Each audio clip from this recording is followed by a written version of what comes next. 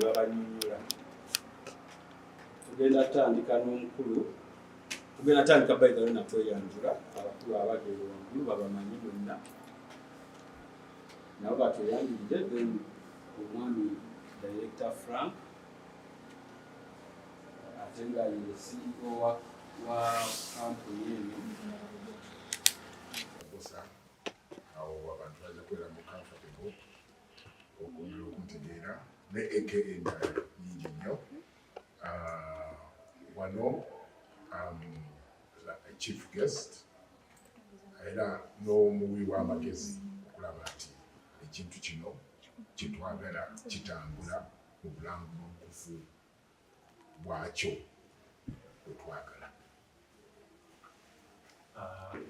Nze Joshua Butala, omu ku badirector ba Power of Africa Music Instrument Awards. Munina. Kakati ngabo mulaba wano, this is Power of Africa Music Instruments Awards. Era eno company yatandikibwawo omwaka gwa 2014 naye okubeera nga eri officially registered ne URSB twagiregisteringa nga omwaka 2017 era tubadde tutambula nga tulina awards zetugaba. Eno gye tuliko okubanga tusumulula eri eggwanga is season 3 eyokuvunula eyokuziyita okugyayo ebitone ebyabo abatulibwako. Era ensonga lwaki omulamwa oba kebayita slogan of the company bagiyita giving value to talents. So omulamwa gw'ekino ekibi gwa company eno nti twagala nnyo okugyayo ebitone ebyabo abali wansi abatasobola okukola ki okumanyika.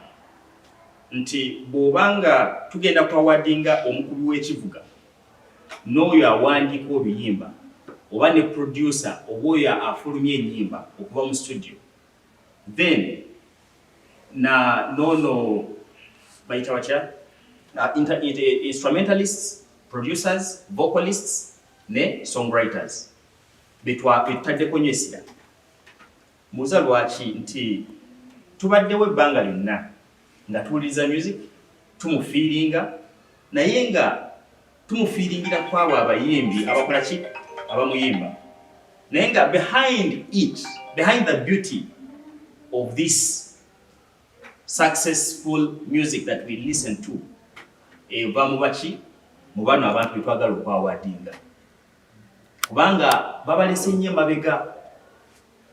Nti bw'otunuulira awards ezibaddewo ez'abayimbi nga mutuufu bw'ogenda mu ffumbiro waliyo abafumbye emmere negenda ku mmeeza kati abantu ne banyumira ekiri ku mmeeza naye nga abafumbye emmere ne bakola ki ne babeerabira kati betwagala okukola ki okugjayo. Era tugenda kikola nga kitambula eggwanga lyonna, kive mu Uganda tukitwale East Africa, kive mu East Africa kigende Africa, era kibeere international because we have to tulina okugjayo culture yaffe. Tunulidde nnyo ebivuga ebyekizungu ate nebya culture ebya tradition netukola ki netubireka emabega ate nga betwatandikirako nga bituleetera sound ennungi. Lwaki tukikoze bwe tutyo? Nti ono omukubi w'ekivuga nabo tulina okubategekera basobole okukola nabo ekivu nti nabo bafunamu akasente bafune emirimu, so si bano bokka abafulumya ennyimba okuva mu studio ne batandika okubeera awarded oba okubeera known oba okuba legends ate nga the old legends are there emabega eyo. Tugenda kukikola bwe tuti nti producer bw'abanga azze agenda kuproducingira obuyimba ku stage olwa competinga ne producer munne. Omukubi w'ekivuga ajja kikubira wano si mukubi omu oba saxophonist oba pianist oba abakubi b'ebivuga ebiri different bagenda kubanga bwe bali bacompetinga in all regions of Uganda nga mwe muli northern, eastern, western and central. Era tugenda kubanga tutambula mu all those regions of Uganda nga tukola auditions tujja yaabo. Buli bwe tugenda mu east tujja kujjayo abakubi b'ebivuga ebya culture zaabwe. Bwe tugenda mu north tujjeyo abo. Bwe tujja buli yenna asobola okukuba ekivuga oba ne producer ng'asobola okuproducinga oluyimba nga lufuluma bulungi sobola okukola ki okubakwatako so that they can be raised and be empowered. Tutandika okuvaliwenga ki ebitone byabwe. Ndeseyo kino ekintu nti right now bwe tunuulira music gye tutambulirako era olabira ddala nti waliwo ka close akali ku mawulire nga bawa abayimbi ensimbi ne baproducer ne batandika okukayanira ku TV. Ffe lwaki mutuleka emabega ate waki. So this is their time. Nabo basobola okubeera recognized. Era nammwe abamawulire saawa zino omuntu ne wajja n'agamba nti kantandika okuyimba nga tewali kivuga kyonna, you cannot feel that music. Tosobola kugifiiringa n'akatono. Naye kati ow'ekivuga yekka wajja n'agamba nti kantandika okukuba, ogenda kutandika kugegenya oluyimba lw'osobola okuyimba mu mutwe gwo n'otandika okuba n'akagere wansi kubanga oli mu kwejoyinga ki instrument. So twagala tubavaluwinge tuleme kutunuulira bano abayimirire ku stage bokka ate nga mu ffumbiro waliyo abakitetenkanya ne kivaayo nga kikoze eki nga kiyidde. So I wouldn't love to talk a lot, but concept yo nti omuntu ne bw'aba atuulidde okukana katono kenjogeddeko asobola okuba nga ategeera kiki tugenda okukola ki okukola. So okujjako njagala kwogera ku roadmap gye tugenda okuba nga okutambulira. Tugenda kugenda mu north region, tugenda genda eggulu, naye buli we tumala okukuba auditions zino nga tumaze okusunsula abo tulina okuba street jam okumanyisa abantu nti instruments ze zikola ki music mu ggwanga lyonna.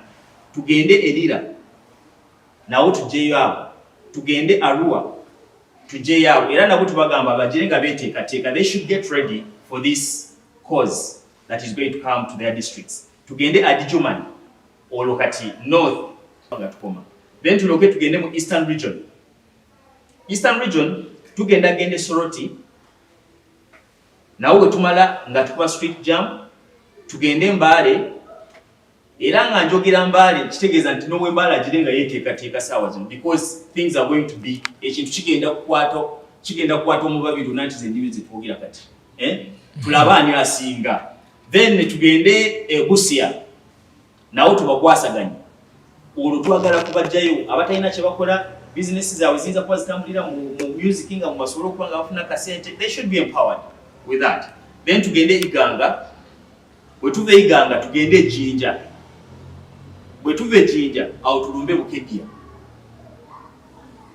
Kati bwe tuva mu Eastern region now mu this season 3 awo ezo ze districts ezigenda okukola ki okugendamu. Then tumale tugende mu Western region. Western region tugenda kutandikira Masini, tujjeyo ab'ebitone byabwe abeekakasa nti ekikwenkwata ku kivuga n'omulwadde awona. Awo tulyoke tugende Ebitooma, tumale tugende Hoima, tumale tugende Mubende. Awo tulyoke tuveeyo tugende Kasese, district ennene tutanaba kusalibwamu, nayo tujjeyo ebitone byabwe abo babodaringa ne Congo. Ne Congo tujja kuba tugigendera next season, mu season 4. Awo tulyoke tugende Embarara. Bwe tuva Embarara tugende Kabale, naye nga akakodo kalimu nti twagala tumalize ne Fort Portal mu Western region. Awo abantu bonna batuwa ebitone byabwe tusobole okukola ekintu nga mutuufu nti n'akiraba ku mukutu oba n'akiwulirirako agamba nti abantu batandise okukola ki okubajjayo wansi. Then tujja kuba nga tumaliriza ne Central region. Mu Central region tujja kuba nga tugende Masaka, naye nga wano tukuba auditions ezo tujja kuba nga tumalirizawo ne street jam. Okuba kajja kuba nga kabonero akalaga nti ebivuga music ate music buli omu ajagala ku nsi tusobole okuba nga tukola ki nga tweyongera mu maaso. Basobola otusanga ne ku website, Twitter, TikTok, YouTube, Instagram, wonna gye tuli okulaba nti tutambuza ekintu kino nga kigenda mu maaso nga sireseyo kano season 3 bwebanga ewedde oba season eyokusatu tugenda kuyingira East Africa, Kenya, Rwanda, Burundi, Tanzania, Uganda, naye ng'agenda okujja okumpitinga tagenda kujja nga ssekinnoomu, agenda kuholdinga fulaga yaki yensi ye. Kati awo bwe tuli Mukama agire ng'abankubira nga tukyaliwa. Thank you very much. Musikirize yaniriza omugenyi omusigamana members of press tubagala nnyo nti naffe mulina engeri gye mututeeka mu public so tubagala nnyo. Kakati All of Music Award eza season 3 abakulu bantuukirira nange neŋŋamba nti yes I'll be part of them okuba nti tutegeka ekintu kino bulungi. Nalaba nga concept gye baze nayo nga nnungi. It is human nature nti twerabira nnyo abantu abali emabega kinagenda kutipa emanager naye ojja kwebaza kutera obulungi bwakyo so twerabira abantu abafumba ababeerawo, the musicians, the stars we see, we forget nti behind them there is a composer, there is an instrument player, there is a producer. Before wateeta ekintu kino ffe netukyapreciatinga ne tuleekana kati gye gwe tulaba. So Pearl of Africa Awards, we have realized that we need also to appreciate people who are behind this, people who make these people stars. In these people, we've got the instrumentalists. Abantu abakuba ebivuga ebyo nabo baba balina kinene nnyo kye bakola. The producer bwekibanga recording, producer yennyini ebivuga byakuba nakyo kyamaanyi nnyo kyabakola, kya contribution yamaanyi nnyo yabakoze. Yes, webale go India and so on, which is also very good, and you also need to be appreciated for that. Nti ojeyo ekintu kye kyakoze, but naye yeetaaga okukola ki okwebazibwa. So we are focusing so much on these people who make these people to become stars. That is what we are looking at in this season ejja. Of course, tekitugaana era kuba nti to promote, because what we want is to promote these young people nabo okujja on board nabo babeere. Yes, kati for us we have been there. Kati nze nyinza okugamba nti see, it is not really sagala nti kirowoozebwe nti, but I can say I'm now the sky because I've been there. I'm celebrating 40 years this year in the industry, entertainment industry. So I'm now the sky. The sky holds the stars. So what I want to do is to hold the stars, the upcoming stars, baje nabo babeereyo. I've been there, so I want all these people to come nabo babeereyo. So Pearl of Africa Awards wants to bring up these people nabo tubeere nabo babeere mu limelight. We don't want to leave a vacuum in the industry. Ffe kati tukuze, kati tetwagala kuleka mu vacuum. So we are also recognizing that in this season. Nti bano abaana bato nabo twagala baveeyo bave mu limelight. How can you do this? It is by creating these awards so that omuntu kimwongeramu amaanyi oba n'abeera appreciated. There's nothing as being good as being appreciated. When you appreciated oyongeramu amaanyi n'ogamba nti ate kanyongeremu. And what are we benefiting? Indirectly, the industry is also benefiting. Omwana ayongeddemu akakodyo, the industry is growing as this person is also growing. So we are looking so much people behind the scenes. We are focusing so much on people who are behind the scenes. Instrumentalists. We have got people, instruments. By the way, in Africa, to the culture. very very rich instruments ezo tuzirina whereby tuba tetwetagana kwetagana base jita na electric gundi. Electric, actually I've seen only one group yali ekikoze nga balina only the traditional instruments, and do you know how it helps? Naye tubeera wana amasannyalaze ne gavaako ebyaffe byo biba bigenda mu maaso, performance eba ekyasobola okugenda mu maaso. So we've got all these instrumentalists, we want to twagala tubajjeyo bonna nabo tubeere nga tuba recognizinga. Kijja kutuyamba nnyo okuba nti industry yaffe becoming a richer here. Kakati ate nga bwa director bwagambye nti next year ate tujja kubanga tu exploring even further beyond the Uganda boundaries. Ngati tuenga kugamba kyoke kigende mu maaso. This is how all these people Americans got talent. That's how they started. Naye kakati n'Abafrika bonna baba integrating ze mu gundi eyo yonna. So that is what we are looking at. We want to expound this thing kigende. Eventually, with God's grace, tujja kubanga kakati ate those international gundi kakati nabo nga bajja okukola ki competing. That is what we are focusing on, and that's what we are looking at. Yes. So this is going to be another special edition of the Pearl of Africa Awards. Because the community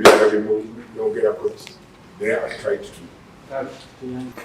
Agenda kubeera ne online registration nga buli ayagala okuregisteringa naffe ajja kugenda ku website waliwo part ya registration nga you have to sign in, register, and registration is not free. It's going to be at 50,000 shillings per head. Emitwalo 5 egya Uganda. Era okusasula kujja kusasulira ku merchant codes. Ojja kukozesanga website, not direct to an individual. It's going to be online. Era ne wobanga osobola tugenda kubanga tuteekako ku UBC wagenda kubeerawo space where you can come and register and be part of that competition. Era namwe abaana amawulire bannange kino ekintu mwino kibeeramu paka kuwulira bubi kubanga mwe mutukola ki bagamba mwe mutusindika eyo mumpyo. So with that course, that's how we're going to register. Requirements. Omuntu okuregisteringa oyina kubanga oyina the requirements on national ID. You must put there the copy of the national ID to recognize you as a Ugandan. Because the eno part ya season 3 eri mu Uganda. Season endala zigenda kubanga zeeyo. Naye obanga omaze okulaga nti otukakasa oli mu Uganda era nga oli viable okuzanya ebivuga bino participating mu any activity mu kuyimba mu kuwandiika ebyo byonna tujja kubanga tukola ki mujja kubeera mu space whereby otuwa a brief concept about your talent, then we consider that. Thank you. Okay, as part of Africa Awards, to call our sponsors on them, because this is a good cause for our country. Ate, namwe mugenda kufuna mileage and visibility. As you've heard the director say, nti tugenda kutambula Uganda yonna. So, you are assured of visibility. Secondly, endorsement of any product you have.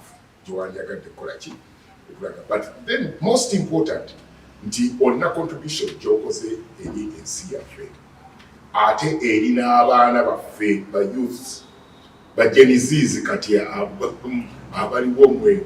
We have got to fight, we have got to okulaba engeri gye tubayamba mu kubanga nze nga bwe ndaba ze mpisa generations ziwerako. This generation gye tulimu etiisaamu abaana biki byonna byonna embeera.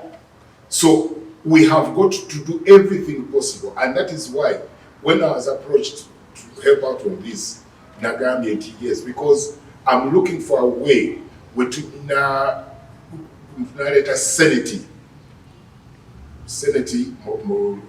okugamba okukakkanya abavubuka ba Gen Zs betulina tubenga tuli ku same level. Yes, naffe abakadde twagala tuwulirize kubanga tetuyinza kubeera stagnant. Tubawuliriza tulabe kiki kye bagenda naye naffe batuwulize bwatye twava. When we balance that, kijja kutuyamba. So as a sponsor, when you sponsor this project, you are helping out these youths okuba nti by making Uganda a better place to stay for all of them. Now, kozi nakano kakaisewo nti nga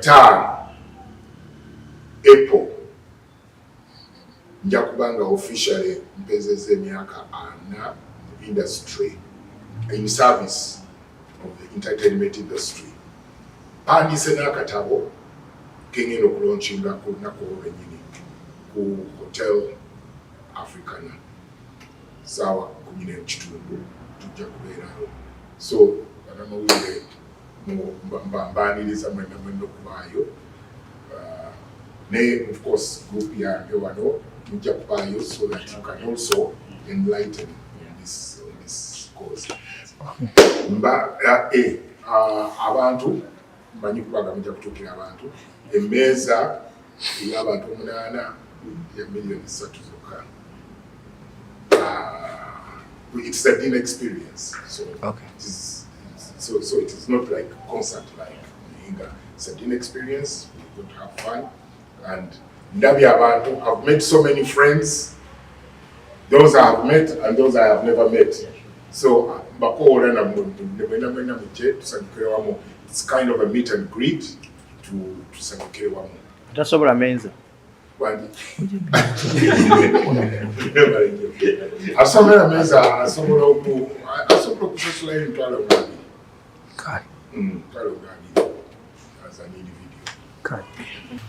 Tukulanga nti tunaamala okukola nga tumaze okwetooloola eggwanga lyonna, tukola n'omukolo ogusembayo. Abeebivuga tugenda kukolayo, amanya abayimbi batera okukola concert ne beeyita ne bakolayo concert yaabwe. Kati ffe tutegese tunaamala gundi awards zino tugenda kukola ekivulo nga ky'abivuga bokka, tukoleyo show nga bivuga byokka. Kati abantu bajje banyumirwa ebivuga byonna ebyekinnansi na bino bye tuyita eby'abazungu. So kitugenda kuba nga tukola nga tumaze okukola awards zino. Era tekibangaawo nga tejja wano Uganda, tekibangaawo ne tugenda kikola nga Pearl of Africa Music Instrument Awards. Mukisa munene nnyo ng'abeebivuga. Nze nabagambye ndi saxophonist ate ndi musician. Mukola gwe mulimu gwange obudde bwonna era ng'owangaliddemu ebbanga eriwera myaka nga 15 kati. Naye wano mu Uganda ekintu ekyo kirabika nnyo. Abeebivuga babuli tebavaayo era mutuufu ndaba mukisa gw'amaanyi nnyo gwe tuweereddwa. Pearl of Africa Music Instrumentalist Awards. Mukisa munene nnyo era banenkoola abeebivuga mwenna mujje mwetabe mu project eno, temugenda kusigala kyekimu. Nga bwe bakyogeddeko kituufu, tubadde tukubeera mu bandi naye omuyimbi gwe bakulembeza gwe ng'omukubi w'ekivuga obeera eri mabega n'ettala tekwakaako nayadde. Fe akaddeko n'ettala zibeera ddiimu ne bagamba nti ow'ekivuga atwaleyo solo kyekyo, ow'ekivuga n'atwala bw'omu, kyoba otwaleyo layini ng'eyo. Tebali kumulisaamu ttala, wabwe kumulisaako ekuyitako katono nnyo. Naye byonna biri wano Uganda. So mpulira nga kino kigenda tuwa platform, kigenda kukola enjawulo. Abeebivuga bangi bakoze mu nnyimba, mu studio, bawandiise nga ba producer, nga ba arrangers, nga ba sound engineers, kati nga abasajja babeera ku mixer. sound engineer wa concert kati Dr. Gosambuirayo sound engineer wali Kampala bwe bali bogeddeko ng'ekivulu kiwedde tibanaye ku sound kubaddeko omukulu gundi no tekiriiwo so ndabanga eno ideally brilliant nnyo era naffe kigenda tuyamba okuvaayo kale n'olwekyo nange ng'owekivuga nkuba omulanga buli wakivuga yenna gy'oli vaayo ojje weetabe mu awards zino weetabe mu competitions zino togenda kusigala kyekimu mwebale nnyo mwebalire abana bawulire bafa abalungi twagera okwebaza omulimu ogw'amadde mukola n'abamu ba influencers ba tiktokers abamembi ez'enjawulo twongera okwebaza Katonda first of all omukisa guno gwatuwadde natuyita mudirector waffe abakulu baffe ensonga lwaki essira tulitadde nnyo oba kale tulitadde nnyo kuba bapokosta kati abali known oba betumanyi nga basereebu ate netwerabira tubabeerayo ebitone ebipya ebibeera bijja waliwo omunaddiini omu kakatiso bambi yakatuva ku maaso Father Graves bamumanyi mumumanyi Father Graves oyo yajjayo nnyo ebitone omu ku bayimbi be yajjayo abamu gwesinga okumanyi Juliana Kanyomozi Irene Namubiru munaddiini oyo yakola ekyamaanyi najjayo amaloboozi gano najjayo ebitone by'abayimbi kubanga bakyali bato mu masomero n'amasaga era basalirwa nnyo naye tusaba kati omukisa guno naffe twagyagadde oba twatuuba ne tuteesa naffe tubeere mu bigere bye tuyita mukulu waffe Mr. Frank tusobole okulaba nga tunoonya ebitone era tumanyi gye muli n'abamu ku mikwano gyange bali naye nja bakubira kasimu Father oyo oba munaddiini oyo yagezaako kubanga ayigiriza abayimbi abo okuyimba ennyimba ezirimu amakulu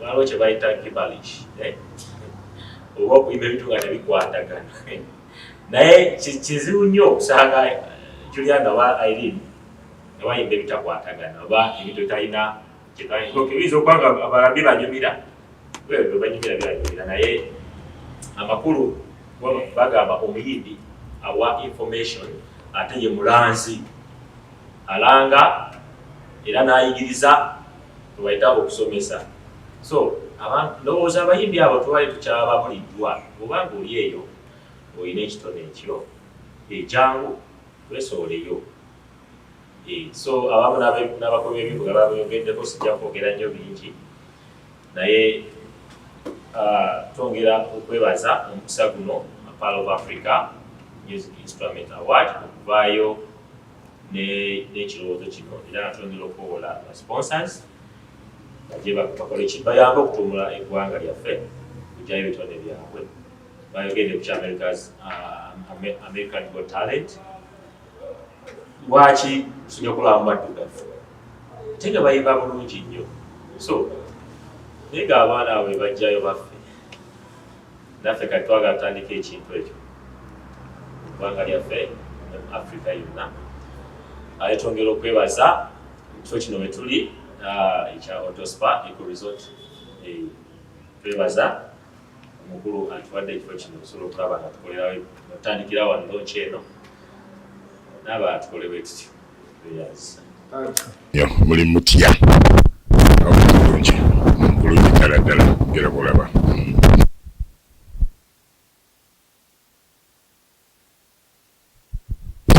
they have been moving on well, but the concept they have come with in season 3 we recognize even abantu abali behind the scenes making other stuff, songwriters, producers, instrumenters, and so on. Abonabo this time round are going to be considered, and actually everybody kumwanjo okubantizo. So human nature tutera okwerabira abantu aba making those stars, ababeera behind those stars. So with this vision, I think the director has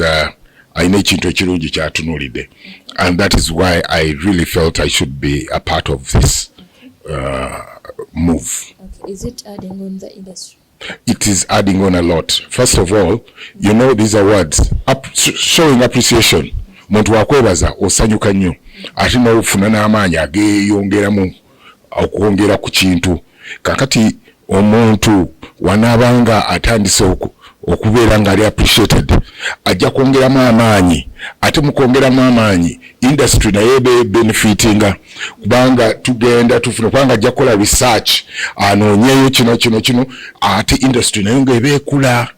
Industry webekula ate ne sente government ebefuna because omwana ajja kuyiya ekintu akiteka kugundi abantu bakisasulire abantu kwegamba.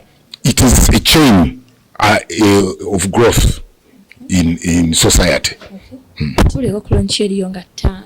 Launch yange pezeze myaka 4 nga ndi entertainment industry nga serving abantu.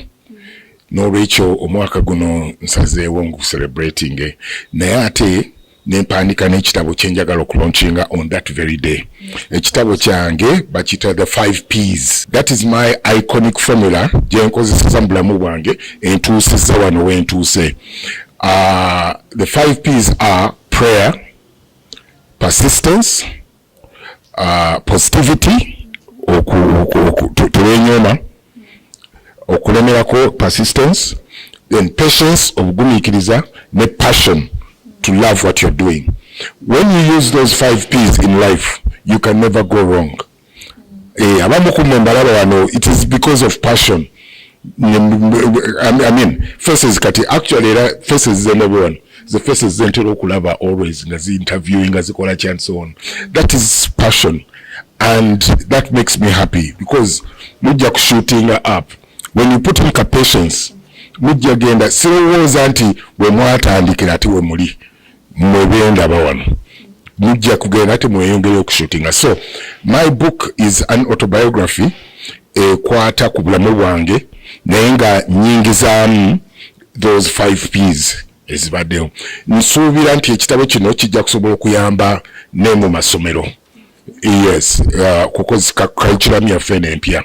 So that is what I'm focusing on. Njagala kiyambe by youths abajja especially abagenda okutaking up MDD. Yeah.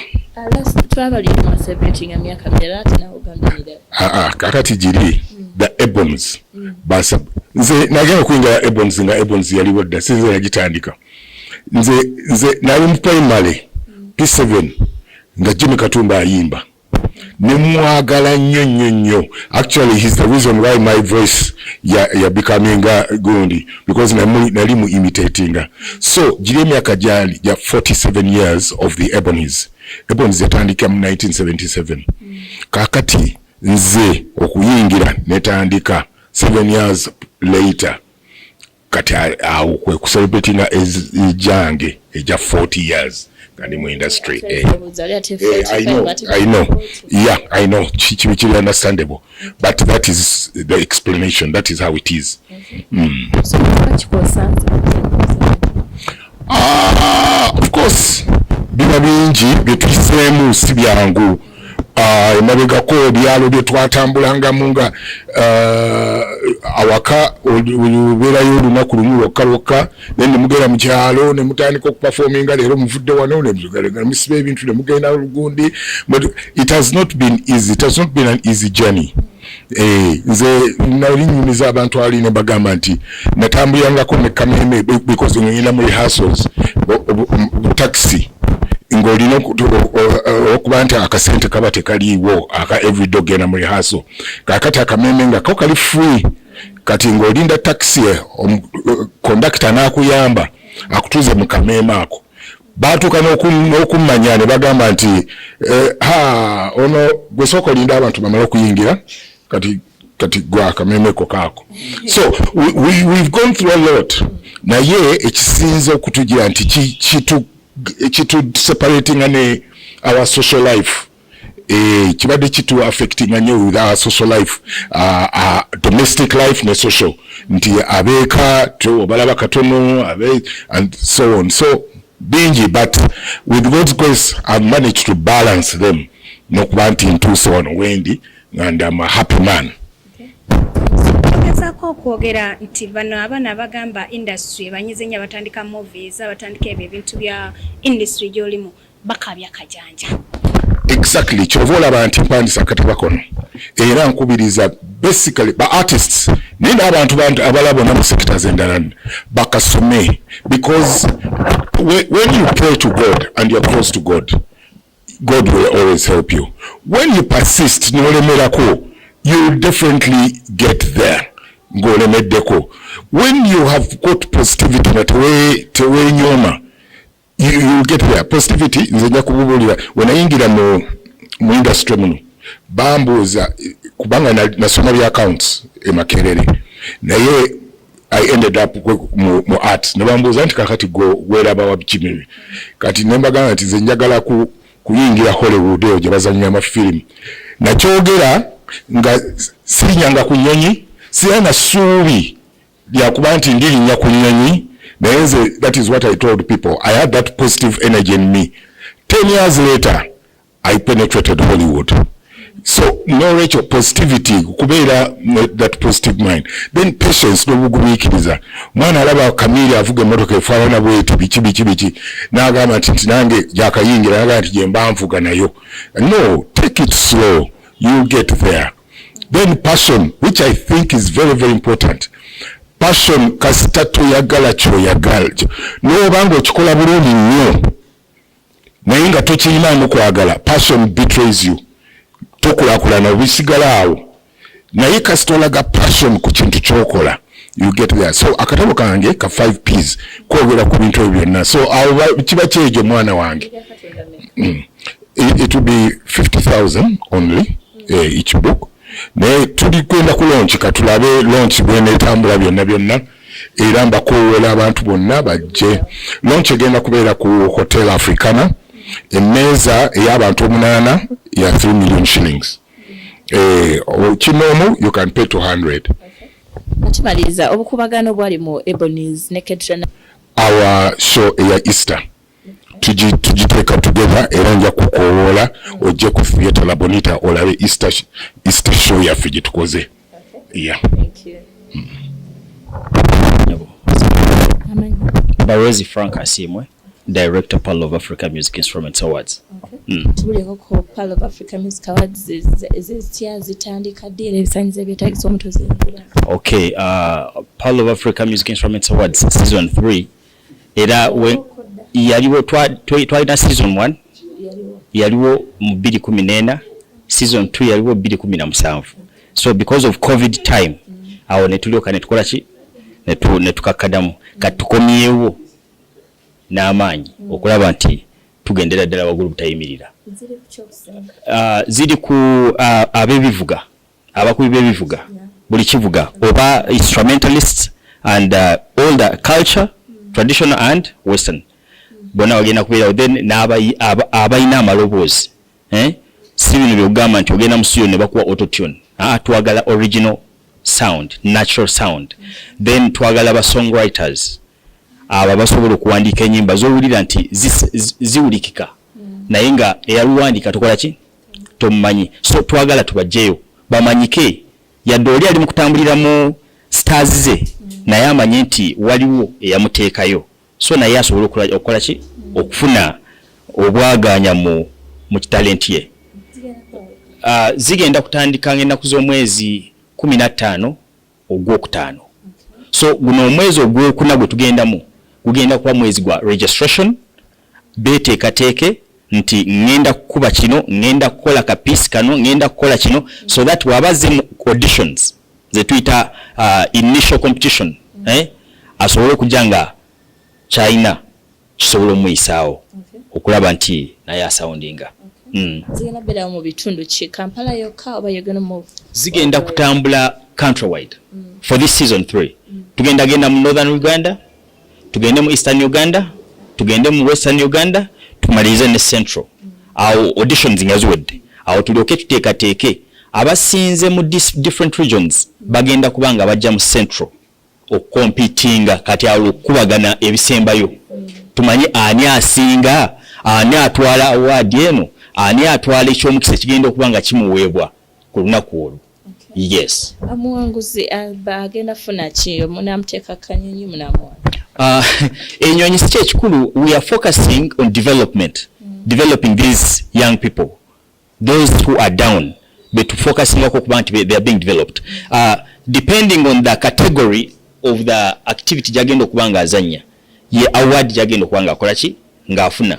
Then wajja kubeerawo ne some price cash enaweebwa ze tugenda okubanga tubawa so that basobole okwetandikirako economic business esobola okubanga baleetera income, because most people are really down, they have nothing to do, naye nga they have talents, and of which fe n'abo abali mu Uganda abananyini companies abasobola okubanga batukwatirako tusobola okubanga tuyimusa abantu bano ne basobola okubanga bakola ki nga babako kye bakola. Nakyo kiba kiyamba ku government okugamba nti abantu abali unemployed basobola okubanga nga bali ki bali employed. Abakubi baabyo bano bakalukule bobu abatuukiridde abo abamanyikiddwa bajja kujja balina classes zaabwe zibagenda okugiramu. Kati for example ng'ono omwami Salongo abadde wano saxophonist, kati naye osobola omubaliramu eyo class, tubajja kuba balina classes zaabwe. We're going to categorize them because you will not bring the starter to the legend. But legend bajja kuba categorized.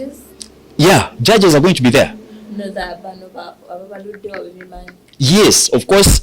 Buli category eya activity je tugenda okubanga tuteekawo mu competition ejja kuba eina omukugu waayo, because here we're inviting institutions.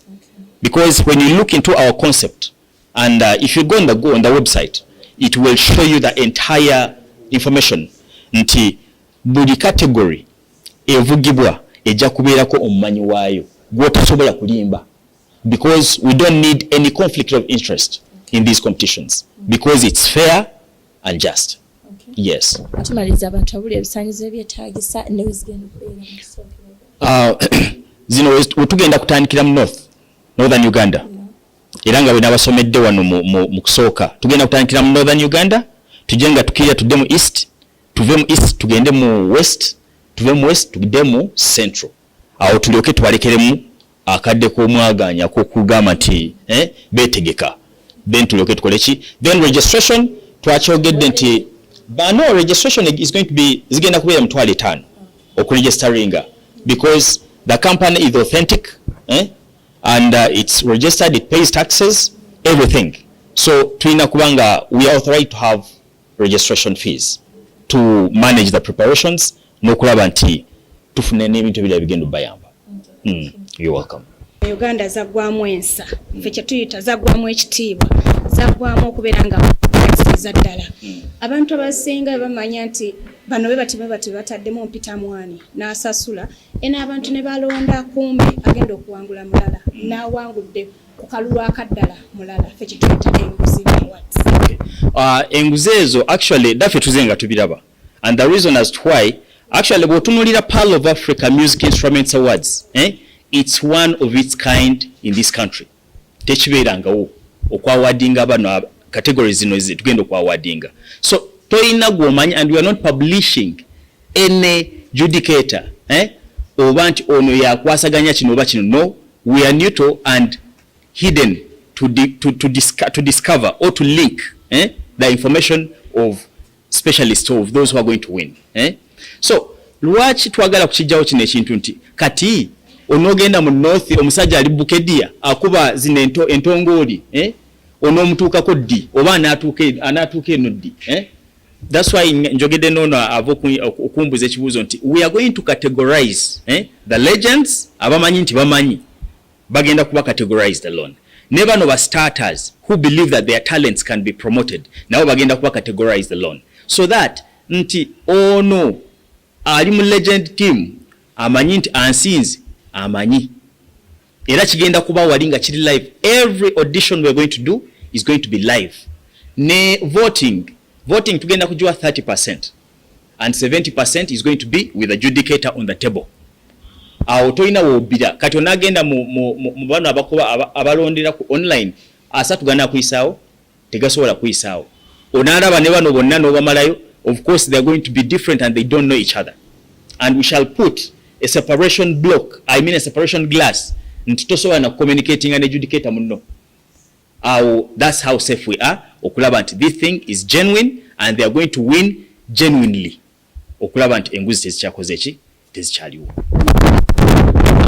okufuniramu otufuniramu omanyi whenever nga bwogenda okukola ekintu osooka kuba passionate yakyo you must be passionate in it okujja kikola nti nkola kuyamba munnange nze wemanyi ndi somewhere I must give a hand for another person to do what to come nti bwe tuba tukolaganye ne companies endala naffe ngaffe Pearl of Africa tuyina band we have ushering team we have cultural dancers we do gigs in different functions weddings parties graduations and all that stuff so we have income and we have a studio a recording studio so tuyina wetuli nti wetusobola okujja akasente ne tuteekamu n'abo abatwegasseeko nabo ne bajja ne tweyongerayo okulaba nti kintu nekikola ki nekitambula and it's boosting the tourism sector of our country which is bringing the economy is boosting the economy of Uganda. Zijja zezigwe musuubira ki sustaining for how long?